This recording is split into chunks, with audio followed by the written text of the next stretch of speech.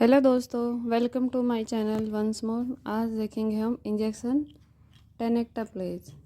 पहले हमने देखा था रेटेप्लेज, एल्टेप्लेज, और अब देखेंगे इंजेक्शन टेनेक्टाप्लेज और TNK. Availability: it is available in one vial contains 40 mg tenecteplase and one prefilled syringe contains 8 ml water for injection.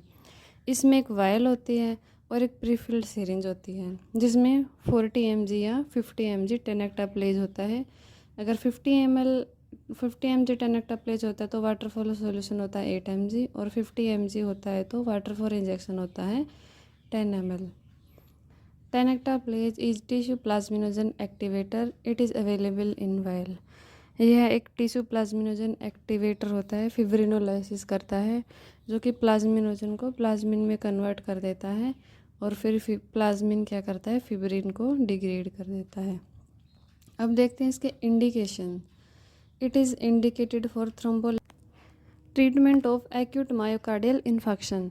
अगर किसी भी पेशेंट को MI आया है और तो उसकी एक्यूट मैनेजमेंट में, that is within 6 hour, और 6 to 12 भी हो सकता है, मतलब it depends on the individual, पर मोस्ट कॉमनली इसको एक्यूट फेज में MI आने के विद इन 6 आवर ही पेशेंट को एडमिनिस्टर किया जाता है। अब है इसकी डोज एंड एडमिनिस्ट्रेशन। जैसे हमने देखा कि अवेलेबल होता है 40 mg और 50 mg की वायल में।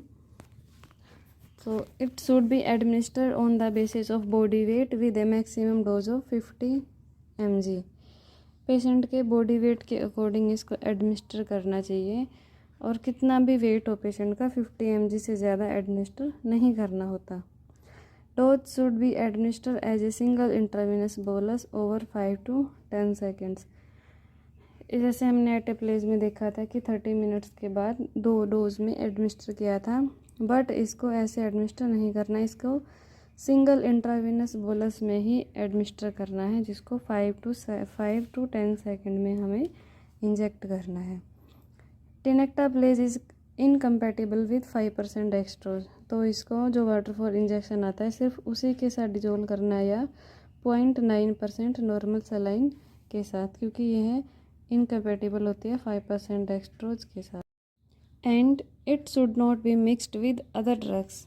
सिर्फ 5% डेक्सट्रोज ही नहीं, और किसी भी ड्रग्स के साथ, इवन हेपेरिन के साथ भी इसको मिक्स नहीं करना, इसको सिर्फ सिंगल बोलस की तरह ही देना है। और किन बातों का ध्यान रखना है? A pre existing IV line which has been used for administration of 0.9% sodium chloride solution only may be used for TNK।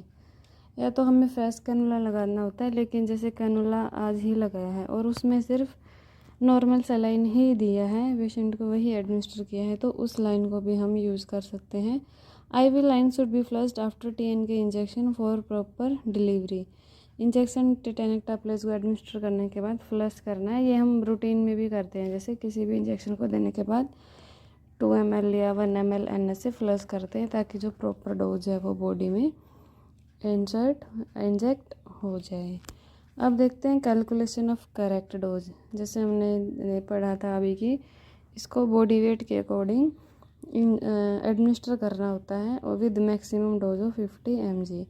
तो फॉर एग्जांपल पेशेंट का बॉडी वेट है 60 kg। जैसे फर्स्ट कॉलम में देखेंगे तो इसके हॉरिजॉन्टली देखेंगे तो फर्स्ट मतलब 60 kg से वेट कम है तो टेनेक्टाप्लेज देंगे हम 30 mg, और उसका वॉल्यूम कितना हो जाएगा 6 ml।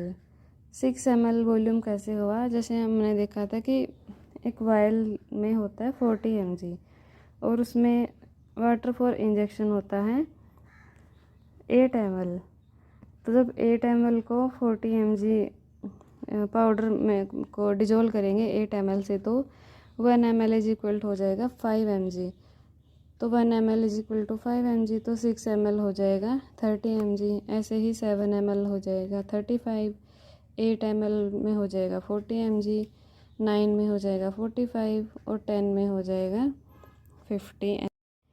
तो 60 to 70 kg बॉडी वेट है तो देंगे 35 mg, 70 to 80 kg body weight है तो 40 mg टेनेक्टाप्लेस देंगे, that is 8 ml। 80 to 90 kg body weight है तो टेनेक्टाप्लेस देंगे 45 mg, दैट इज़ 9 ml। और अगर वेट 90 kg से ज़्यादा है तो डोज देंगे 50। अब 90 kg से ज़्यादा है, 120 भी हो सकता है, 100 भी हो सकता है, 91 और 90 भी हो सकता है। तो उस केस में हमें 50 mg डिज़ोल्व करना है और 10 वो होगा 10 ml, कि 1 ml में होता है 5 mg।